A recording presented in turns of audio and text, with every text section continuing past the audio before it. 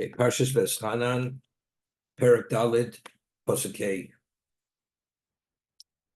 Re'eli Marti Eslem Chukim Mishpotim Kashitzivane Hashem Elokoi. Re'ei, you should see, understand, I've taught you Chukim Umishpotim, statutes and laws, Mishpotim are rational laws, Kashitzivane Hashem Elokoi, as Hashem has commanded me. Lasus came Beker V'Oretz, to actualize them in the land, Asher Atem Bo Shama L'Rishto, which coming there to inherit, to conquer.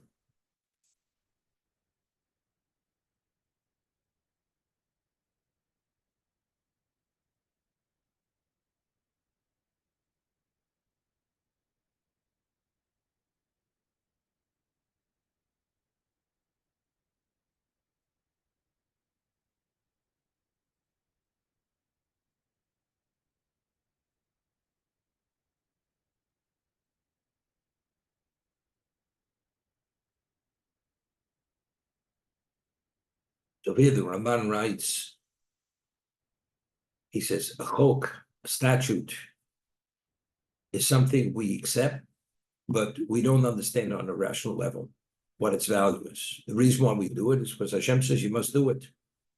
He says, Ato Yasir Chukim, I'm quoting the Ramban, Shem Gzeirosov, Ubim Shpotim Shem Dinim.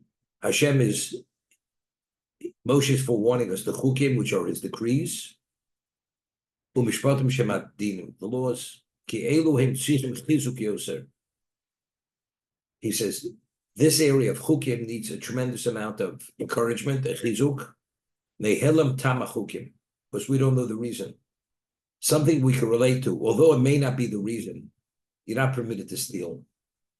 Why aren't you permitted to steal? Is it because it's unethical?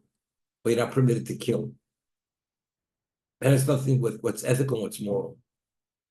The reason Hashem never explained to us why you're not, but we as human beings, understanding from the human side, the negativity and the evil which exists within overstepping our bounds in certain areas, we relate to it.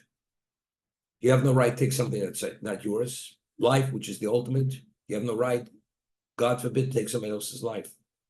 We relate to it rationally.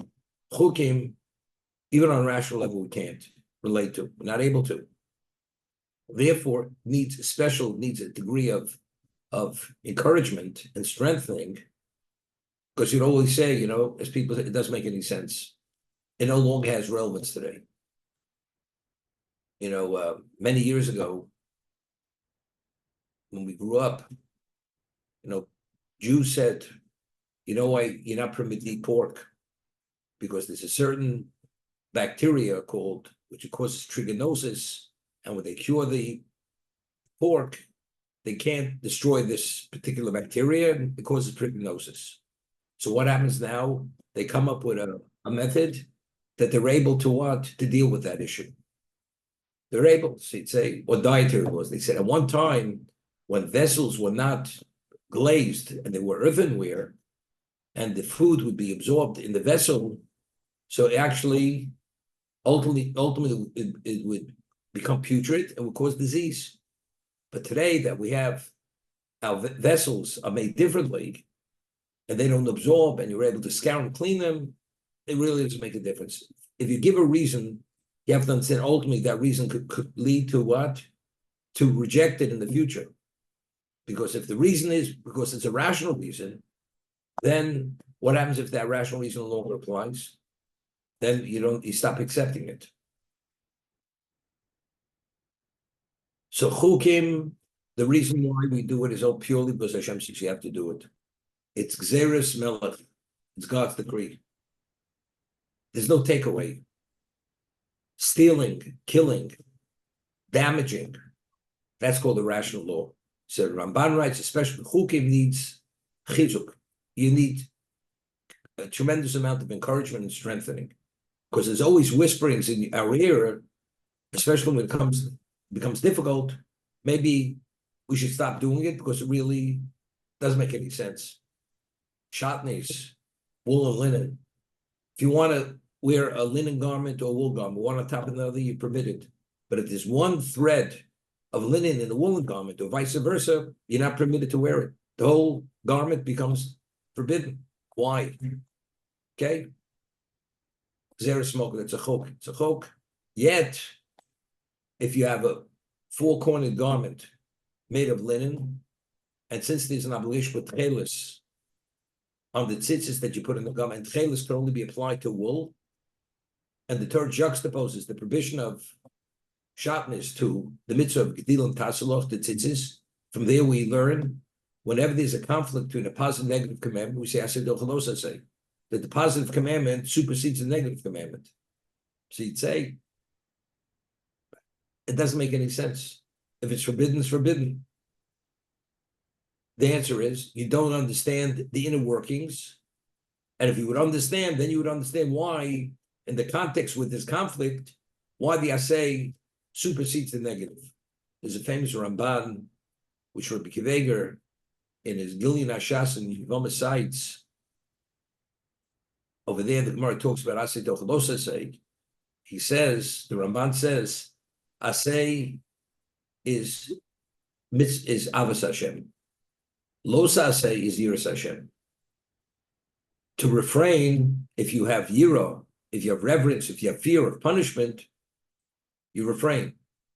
But to be motivated to do, what's motivating? Love. So avos Hashem is aseh. Los aseh is mitzvah los aseh. So when you have a conflict between aseh, which is avos Hashem, and los aseh, since avos Hashem is more advanced level than los aseh, that's the concept why aseh docha los aseh. That's the Ramban, famous Ramban. So at least we're framing it in a context we can relate to it. But of course, it has certain limitations. The los aseh, it has to be simultaneous, what we call bidna. It has to be a los aseh, which is not a los aseh, which carries liability of koris. It's the ordinary negative commandment, such as shatnez, such as whatever other negative commandments. Mara says, if a man's brother is a mamzer, and he's married to a mamzeres and he's a kosher Jew, and his brother dies childless, so there's an obligation of yibum. The surviving brother has to marry miyabim, perform levirate marriage with the widow, lokem shebochiv. And the Gemara says, the Mishnah says he's not permitted. So the Gemara says, why not? Let the aseh of yibum supersede the los aseh of l'yov mamzer b'chal Hashem. Gemara says, the truth is, on a Torah level, it's correct. But since the mitzvah is only the first engagement, only to consummate it once, but after that, it's not permitted any longer. So there's a gzeira, Chazal were concerned that if you actually engage with her and she becomes your wife, you may keep her. And anything beyond the first time, there's no aseh any longer, because now she's your wife. And if that's the case, she can be living in sin. Therefore, Chazal said, even the first time, we don't say it, but on a Torah level, we do say aseh los aseh. Of course, the lav of the Yav Mamzer Kal Hashem is the ordinary lav. And the aseh of Yibum, again, because it's a positive commandment that supersedes the negative. That's what it is.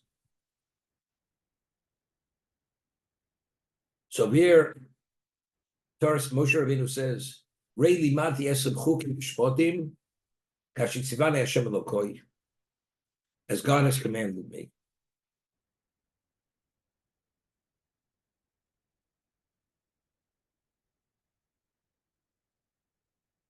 So firstly, it says over here, limarti eschem. So the Baal Turim says, bechinam. The Gemara says in Nedorim that, and the Rambam rules like this in Hilchos Talmud Torah, that when you teach Torah, you're not permitted to teach Torah for a fee. You're not permitted. Why? Because Moshe Rabbeinu says, Hashem says to Moshe, Ma ani bechinam. Moshe Rabbeinu, when he taught Torah to Klal, it was without payment. Ma ani bechinam, kach atem tu bechinam. As I teach Torah without receiving a fee, you should teach Torah without receiving a fee. So the question is, so how is one paid for teaching Torah? So the Gemara tells us, let's say the person needs a livelihood, and if he would not be paid, he doesn't have time available to teach. So you're not paying for his teaching. You're paying him to avail himself to teach, but he can't avail himself unless you pay him a wage, a livable wage. That's the Gemara tells there was dining gezeros. There was in Yerushalayim, there were dayonim who were appointed to legislate gezeros, and they had to be paid. How do you pay them? They're not permitted to take Torah for adjudicating their cases. The answer is, again, the dayonim, they're great people. They're very qualified, but again, they have to support their families. They need a livelihood. So you're paying them not for what they're doing, but you're only paying them to avail themselves, to be available, to be function in the position as dayonim. And that's the same thing with what? With teaching Torah.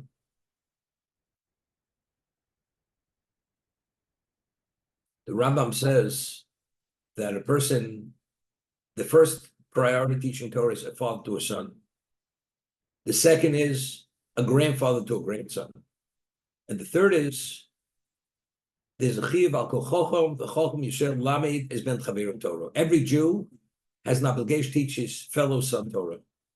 So the Rambam asks, if you have an obligation to teach every fellow son Torah, what does Torah have to tell us about your son and your grandson? So the Rambam answers, it's based on the Gemara, it's priority-wise. Let's say a person only has enough time to teach his son, and doesn't have enough time to teach his son and grandson. The grandson takes priority over the grandson. And if you have enough time for the son and the grandson, it takes priority over a third person. But if you have enough time to teach all, you have an obligation to teach your son, your grandson, and what? And then Chavero. That's the concept. But that's only because you have time. What happens if you have no time? Because you have to earn a living. So then, if you want me to avail myself, you have to pay me. But you're not paying me for the teaching, you're only paying me to avail myself. That's the concept. The halacha is, the Gemara says in Bechoros, you're not permitted to take money even for doing a mitzvah. A moel, when he is paid for his service, he's not permitted to say, you're paying me for my service. Because you're not permitted to take payment for a mitzvah. And very often, at one time, if they would say to him, oh, what do I owe you? He said, look, whatever you want to give me. He came, he put himself out, he traveled, that you give him. But you're not actually paying him for the service. You pay a doctor for his service. But the mitzvah, or let's say the halacha is for tkiyah shofar, a person about takeya, he's not supposed to take money for doing mitzvah of tkiyah shofar. It's not permitted. It's like almost 8 row simin bracha. That money, you will not see a simin bracha from that money. Because you're not supposed to take money, you're not supposed to take payment for that. So it's only, the approach is because I'm availing myself and make myself available to do that service, therefore you pay me for that. But you're not paying for the mitzvah itself. You're not permitted to take money for the mitzvah. Because everything is ma'ani b'chinam atov b'chinam. As Moshe Rabbeinu, everything he did was without payment. It's purely because it was God's command. That's how we have to do it in that capacity.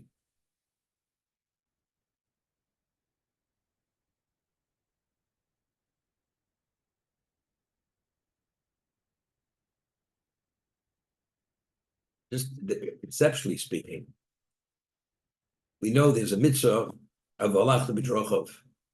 A Jew has to emulate Hashem's attributes. Alachta b'drochov. Mahu rachum atote rachum. Hashem is merciful, you should be. Mahu chanun avotote chanun. He's gracious, you should be gracious. Mahu malbish arumim. He clothed Adam and Chava when they realized they were naked. Avotote mahu mekaber mesim. As Hashem buries the dead, as he buried Moshe Rabbeinu, because nobody knows the burial location of Moshe. Hashem buried him. Avotote mekaber mesim. We have to emulate Hashem. So we always speak about, what do we have to emulate Hashem's attributes? Because the greater the degree of commonality between us and Hashem, there's a greater degree of compatibility. Because compatibility is based on commonality. If that's the case, Shlomo Melech says in Mishlei, Soni matonis yicheh. A person who despises gifts, he will live. So the way it's explained, Hashem is always on the giving end. He's never on the taking end. So if you go and you function in his persona, that he is a giver, he's not a taker. So again, you're establishing a similar profile to himself. You're a giver, and that's what Sodi Batonis Yichya. As the Maral says, we just read, why if you dovik, if you cleave to Hashem, because what is the source of all life, of all existence? The source of all life, all existence is what? Is Hashem. He's the source. So if you dovik, so if you connect to the source, therefore you live continuously. So the more you're attached to the source, the more relevance you have to what Chaim is. Identically. If you despise taking a gift, you will that's like because since you're assuming the profile of the source of all existence, which is Hashem, therefore this is for the reason. When Hashem taught Torah to Klal Yisrael,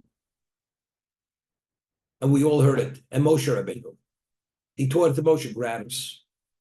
And Moshe says, and as I teach you gratis, you should take it on gratis. What is the connector between us and Hashem? Yisrael v'araisu kutshu b'rechu chadu. The catalyst which connects us to Hashem is the Torah itself. That's what it is. We always speak about Hashivenu v'lusorasecho. If you brought back to the Torah itself and you reconnect on Torah, right? Once you're connected to the Torah, then you have relevance to doing mitzvahs. If you're not connected to the Torah, the whole concept of doing mitzvahs is not so simple. The Gemara tells us in Kedusha, Godol Talmud, Talmud maybe de Masa. Why is studying Torah so crucial and essential? Because if you study, ultimately, it brings to the actualization of the mitzvah itself. So Talmud is key. So if Hashem, that is the connector. And how did Hashem initially communicate that to us? Bechino. Moshe Rabbeinu was Bechino, was gratis. We didn't pay for it. So what is the method to connect through Torah, which is the ultimate connector? It's Bechino. The moment you take a fee for that, you're not doing it as originally. That's not the process. Therefore, it doesn't have the effect. It's like doing mitzvah shalom l'shmo. For the mitzvah to have its innate value, you're supposed to do it for the sake of Hashem. That's l'shmo. If you do an ulterior motive, that means as the person is finite, you're giving the finite spin on it, which something infinite, you're putting in a finite context. Doesn't have the same effect. Therefore, it's l'shmo. As Hashem is infinite, the mitzvah has infinite value. The moment you say it, I have an ulterior motive, whatever the motive is, automatic, that's finite. Automatically, you're putting a limitation on the mitzvah itself, which is something which is spiritual, which is unlimited.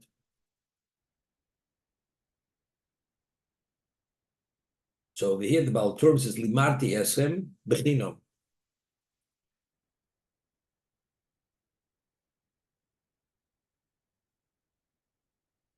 Ushmartem v'asisem ki chochmasu binasum leini oamim. Now, you must show me that. What's shmartem? Zu Mishnah. What's Mishnah? Yeah, you have to study it. You need retention. Ein amoritz chosid. An amoritz can be a chosid. You have to have it retained. So you must study it, review it. V'asisem also. Rashi says, Kimashmo. You have to actually, Ki chochmaschem ubinaschem leini oamim. Because that is the basis for you. Chochma and the insightful people in the eyes of the nations. Asher yishmun es kol hachukim eile. Hear this. They will hear all the statutes. V'omru. And when they hear the statutes, how the Jews live and which context they live, rak am chochem enovo and hagoy godol. Only a nation which is wise and insightful, they are great people. Rashi, ki chochmas v'nastem, bezos techoshu chachomim unevonim leini amim. It's interesting. A person comes up with an insight which is life-changing, and people see it. You're impressed. You're impressed. What are they impressed with? What do the nations of the world understand? They have relevance to spirituality. But yet he says that if you go and you observe and you're proficient and observant in the chukim, the nations of the world will be amazed and revere you, and they'll see you as the wisest and most insightful people. How's that? What do they understand? And we're not saying when they see the mishpotim are rational laws. You understand? Rational.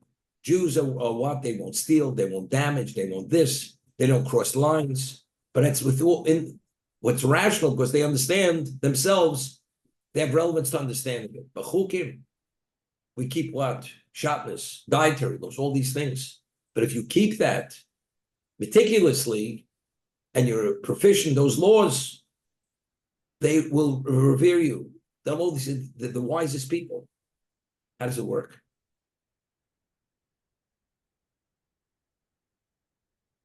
And the chukim.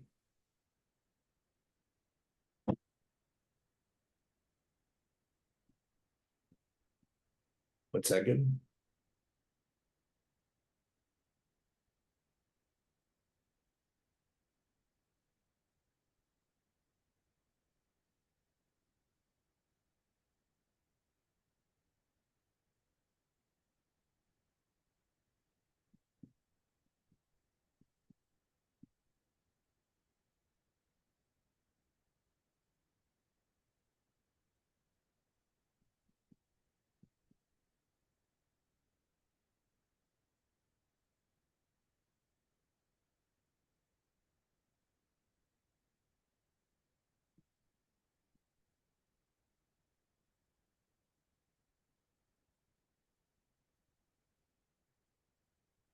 So here the Baratum says something interesting. V'omru rakam.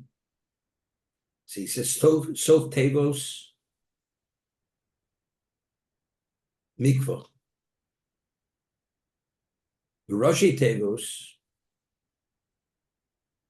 Ervo.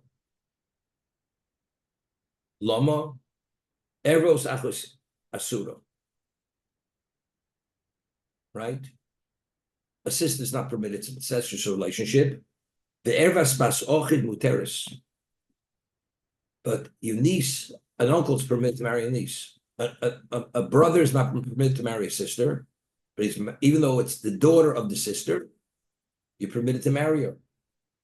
Lama mikvah memso metayr. Imchosed kutav ein metayr. Rak miutu she'enom yodim tam kalayim uporach yodim. Miutu. Okay? Meaning, that's the hope.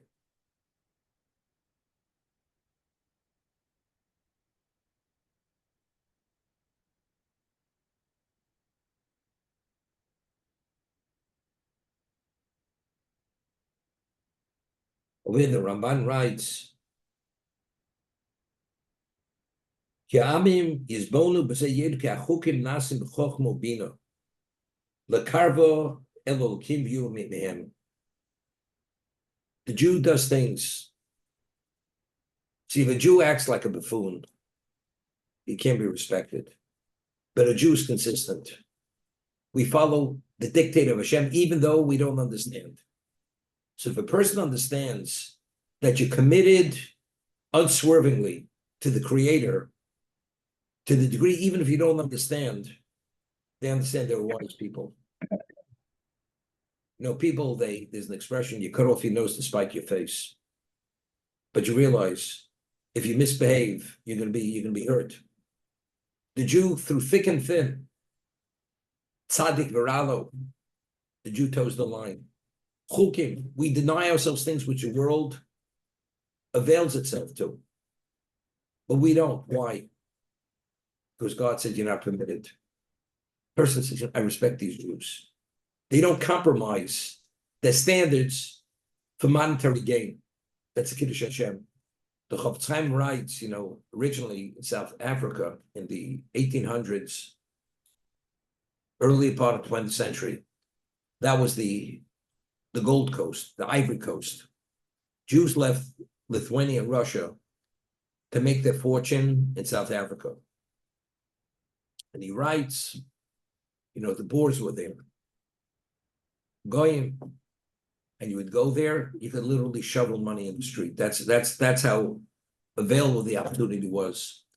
But you had to engage with these German descent people. They would Goyim. So what would they do? People would go, and you go to negotiate whatever the deal is. The Jew's pretty smart, and the non-Jew would host him. And what would he serve? He would serve his wine, serve his food, and the Jews, many Jews, for the sake of what? Of the prophets, they compromised dietary laws. Because they said, look, it's only temporary. I'm going to make my fortune, bring it back to Europe, but it's only temporary. But they compromised. They said, how can we not? Because if we don't, we insult the host. The deal is off. Therefore, we don't insult the host. Other Jews went there, and they would not compromise.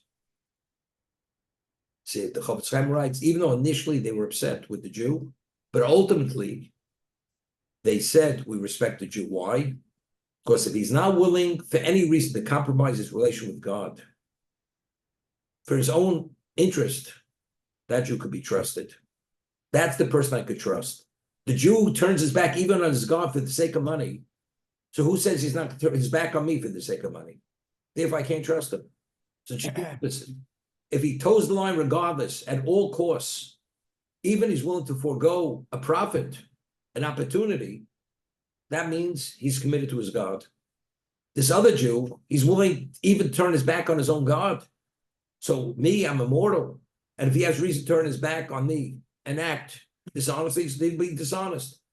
The other Jew I trust, this Jew I don't trust. So what is that called? It's Kiddush Hashem. He wouldn't violate dietary laws. For the sake of your religion, you don't cross lines. There's a story, this goes back in the 60s. The Syrians, the Iraqis, Jews were the first ones to do business in the Far East. Far East. And this family was from New York, and they were going to do some kind of deal in Japan. And it was a very big deal, multi-million-dollar deal. So the people they were going to do the deal, this partnership with, or the deal with, they said, whenever we do a deal, we drink and we say something. So the Sephardic Jew says to the Japanese person, he says, what do those words mean? When you drink the sake or whatever it is, what do the words mean? He says, well, we give acknowledgement to what we believe in, which is idolatry. So the Jew says to the Japanese person, he says, if that's the case, I can't do it. So the Japanese person says, if you don't do it, the deal's off. And they were negotiating for a long time, invested a tremendous amount of time and money in the deal. He says, you don't do it, deals. He said, a Syrian Jew said, if the deal's off, it's off. Walked out, that was the end of the story. You know what I mean? See if you say it once. What's the big deal? Doesn't make a difference. I'm committed to my God, regardless of what the profit margin is. I don't sell myself short under any circumstance. That's it. Jews went to be killed, to be burnt at the stake, not to give up their religion. Mesiras nefesh. That's the ultimate Kiddush Hashem. Doesn't make sense. Bow, and you can have everything. The Jew doesn't comprehend. Some people say, these Jews are they're irrational. But one thing you could say, at the end of the day, there's a certain profile we have, we don't compromise. And what we don't compromise is not on things which don't make sense. You may not understand the details, but in the total picture, it's all because we're committed to the Creator. And whatever the Creator says, we accept. And that ultimately, that's where we succeed. Ultimately, we always come out on top. That's Ki Chochmaschem. So what are they impressed with? Not with you do what you understand. Even what you don't understand, you submit and you're committed to your Creator.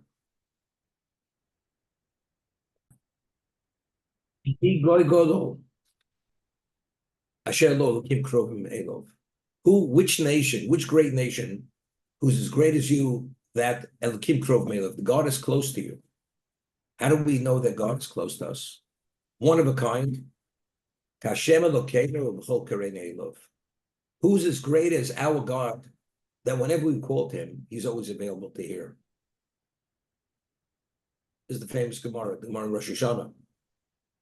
The Navi says, Dirshu Hashem Nimotza Korov Birza Korov. Call out, the Navi says, Dirshu Hashem Bimotzo. Call out to Hashem, you should seek him out when he's found. Korov Birza Korov. Call out to him when he's close. So it seems to be, you got to take advantage of the moment. Because when he's not found and close, you can't call out. And here Moshe Rabbeinu says, who's as great as Hashem? Chol Karei Elov. Zemara answers that Klal Yisrael as a nation, we call out to Hashem, Hashem is always available. As an individual, because we don't have the Schus HaTzibur, it's only when he's close, which is Aser Shemei Tshuva. Asari Yomim, Bein Rosh Hashanah, Yom Kippurim, that's Himotzu, he's Korov Elov. That's called Korov. He's Korov. But as Klal Yisrael, who is as great as us? B'chol Karei Elov. So Moshe Rabbeinu is speaking about a tzibur, and the Navi is speaking about the individual. You know, the Reb Shulei Diskin, we say in Hallel, Hallel Shem Kol Goyim, Shavul Kol Umim, right? The nations that will praise and extol Hashem, Ki Gova Aleinu Chazdo. Because the Chesed of Hashem has overwhelmed the Jews. That's why they're getting praise and extol Hashem. So the question is, which the Gemara asks, if they would say, Ki Govar Aleinu Chazdo, the Chesed Hashem overwhelmed them, that's reason to praise Hashem. But they're saying because the Chesed Hashem overwhelmed the Jews, that's why they're going to praise Hashem. So what does it mean? So he says something interesting, the Maral Diskin, Shulek Diskin. He says, you know, we say, Hisham do Lavseinu, right? They want to destroy us. What about if you live in a generation? It seems they don't want to destroy you. He says, there's so many things we're not aware of where the nations of the world are plotting to destroy us. We're not even aware of it. And always, the plot always is foiled because Hashem doesn't allow it to happen. So who's aware of that? Only they're aware of it. Ki Gavar Oleinu Chasdo. Because the Chesed Hashem is, but who knows why they praise Hashem? The Chesed of Hashem is so unbelievable, unlimited, that they're aware they want to destroy us every moment, and the Chesed Hashem doesn't allow it. Therefore, they praise Hashem. Ki mi goy godol kashem elkein chol karei elov. Who's as great as the Jew? Whenever we call, we're not even aware what our calling to Hashem, what it engenders, what it activates. The shefa that it brings. No, we have miracles. Now we're talking to Israel. With all the tragedies, they're endless. You could speak to anybody, endless nisim that take place there. It could have been worse. And even the ones who actually become seriously impaired and injured, whatever, unlimited miracles. So they're singing Hashem's praises within everything. And what did the Arabs think? Yimach Shemam. They see what they would want to do. They'd want to wipe us off the face of the earth. And what? They're not able to. Now, it's the God of the Jews. You know, the Jews have a special God. We have a special relationship with him. Even Bilam, when he advised Balak, the Moab, how to destroy the Jews, what did he say? Elokeim shleilu sonim zima. The God of the Jews, he will not tolerate licentiousness. If they fail there, it's over. What does that mean? You can't start up with them. The introduction to Eicha in the Midrash Tanchuma, the Psichta, they went and asked the two greatest philosophers of the world, and it mentions the name. One was a Greek philosopher, the other one was Bilam HaRosha. And they said, how do we destroy the Jews? He said, you know something? You have to go check out the shuls and the study halls. If you go to the shuls where, at one time that was where the elementary schools were, and you hear the chirping of the shuls studying Torah, and you go to the base measure and you hear the cold Torah, the voice of Torah, you can't touch them. They're invincible. Why? Because it says Akol Kol Yaakov. When the Kol's Kol Yaakov, Eina Yadayim V'dei Esav. Esav does not have the upper hand. But if you go there and it's silent, then it's a Yadayim V'dei Esav. So they see it. When the Jews are committed, somehow we merit miracles. When God forbid you turn your back on Hashem, and Hashem has to teach us a lesson that the pain is so overwhelming, and which the Gemara says in Sanhedrin, Mashiach only comes if we do tshuva. Otherwise, it's not coming. We said everything. Uvolatzin goel l'shavei pesha. When is uvolatzin goel l'shavei pesha? When we do tshuva. So the Gemara asks, what happens if we don't do tshuva? We do tshuva, it's great. And if you don't do tshuva, so the Gemara says in Chelek, even if Hashem has to install a king, shekoshe gzeirosov mehomen harasha, that his decrees are going to be more severe than homen harasha, he will do it. And as a result of that, we'll have no choice but come to our sanity, to a sane moment, and see it right and do tshuva. That's it. So even though the non-Jew believes he has the upper hand, but the value of Yadayim V'dei Esav is only ultimately to bring us to realization that the Kol should be the Kol Yaakov and should not be to behave like Esav behaves. Okay.